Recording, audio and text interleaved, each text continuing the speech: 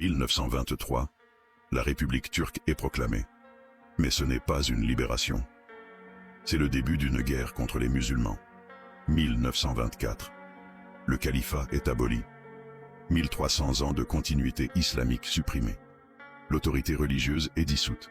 L'Oumma est décapitée. 1925. Les confréries religieuses sont interdites. Les écoles islamiques fermées.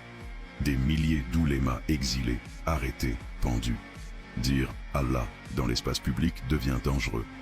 1928. L'alphabet arabe est interdit.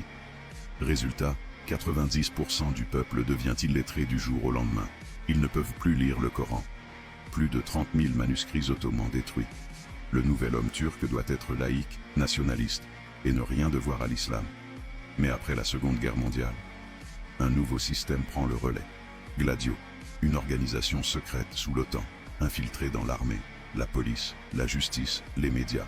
Elle manipule, surveille, neutralise toute montée islamique. En 1992, un rapport confidentiel révèle « Une Turquie musulmane ne peut pas être une colonie docile. Il faut neutraliser la religion et maintenir un pouvoir laïque fort. » Source : Commission parlementaire, après Susurluk, 1996. En 1996, un homme ose parler. Hasan Mezarchi, Hafiz, député.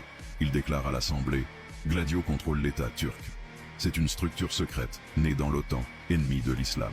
Quelques mois plus tard, internement psychiatrique, médication forcée, humilié publiquement, brisé mentalement. Aujourd'hui, on le montre en train de dire qu'il est le Messie.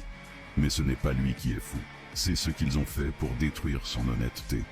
En 100 ans, califat détruit, 2000 institutions religieuses fermées, 30 000 manuscrits perdus, des centaines d'érudits internés, des millions de musulmans coupés de leur mémoire et de leur foi. Voilà ce que la République leur a fait. Ce n'est pas une modernisation, c'est une occupation mentale. Ce que tu vois aujourd'hui, ce réveil, cette soif d'islam, c'est le cœur du peuple qui refuse de mourir.